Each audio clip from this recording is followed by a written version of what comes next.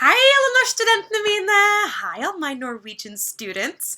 So welcome to lesson number 9. I apologize for the lame background, but I've moved and this is what I've got now, so we're all just going to have to make do.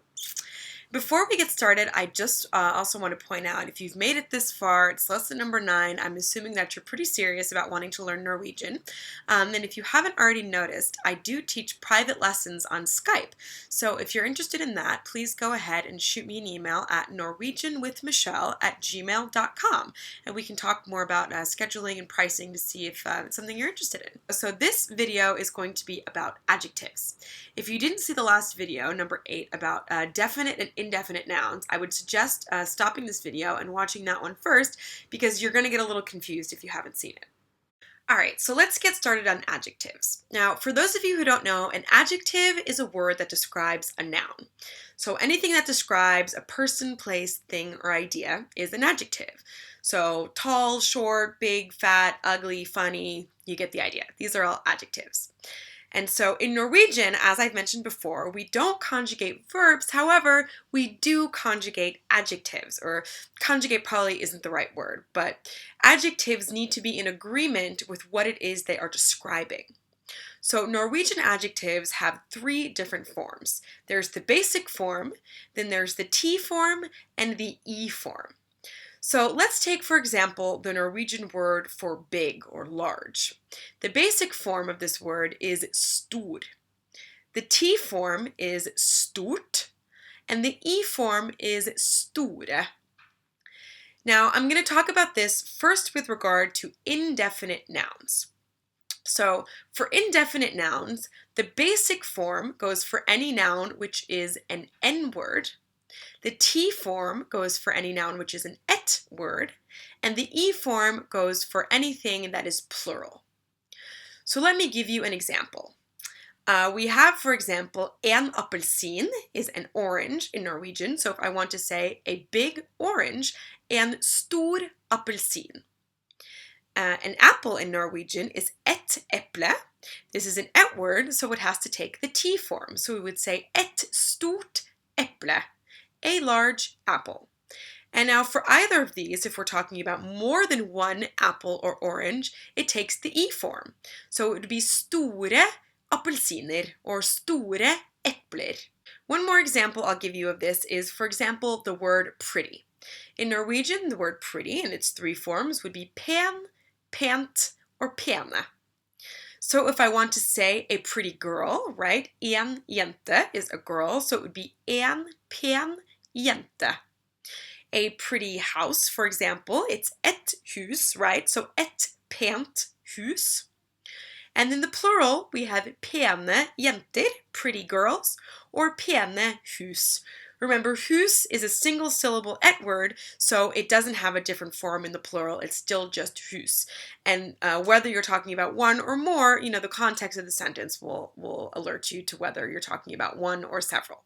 Now, these same rules apply in a situation where we want to use the pronoun it to say something like it is big or it is pretty.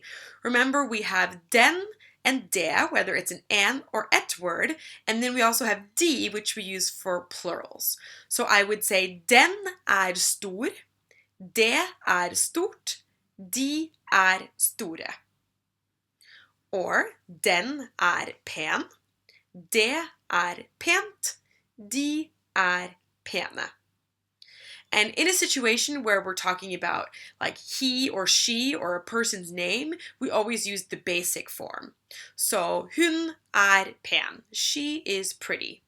Han er stor, he is big or large. Now, for nouns in the definite form, things are a little bit different. In the definite form, we always have to use the E form of the adjective. And in this situation, we also have to use a form of den, de, or de to replace the word the in English. So remember that den always goes with N words, de goes with et words, and de is for plural. So if I wanted to say the large orange, I would say den store appelsinen. For the big apple, I would say det store eple. And for either of them in the plural, I would say de store appelsinene, is the large oranges. Remember that you have to still use the definite plural form, or de store eplene. So anything in the definite, you always have to have an equivalent of the, which will be den, de, or de, and the adjective always takes the e form. All right, so now I'm going to give you a few examples of different adjectives in their 3 different forms, and a few more examples of how to use them in context. So in Norwegian, the word for good is god, godt, or gode. And just a little sidebar on this one, I don't think I've mentioned it earlier, but in Norwegian, any word that ends in a D, the D is pretty much always silent. There will, of course, be exceptions to this also, pretty few actually, so you can go ahead and assume if you ever see a D at the end of a word that the D is silent. So again, for good, we have god, godt, gode. For full, we have full, fullt, fulle. And remember, this is full in the context of like the glass is full. If you say this about a person, it means drunk, that the person is drunk. If you want to say they're full of food, the word is met, which ends in a T also in its basic form. So this one only has 2 different forms. So it's met, mette. So the met would go with either an or et, and mette is for plural. For ugly, we have stygg, stygt, stygge. Beautiful is vakker, vakkert, vakre. Cold in Norwegian is kald, kaldt, kalde.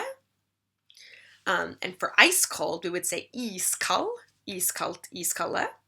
Warm in Norwegian is varm, varmt, varme. And this is also the same for hot. Like if you wanted to say that like the food is hot, you would just say den er varm, or you could say veldig varm. Veldig means very. So veldig varm is like very hot, or you can say glovarm, which is almost like glowing hot. And then again, it would be glovarm, glovarmt, glovarme. Evil in Norwegian is ond, ondt, or onde.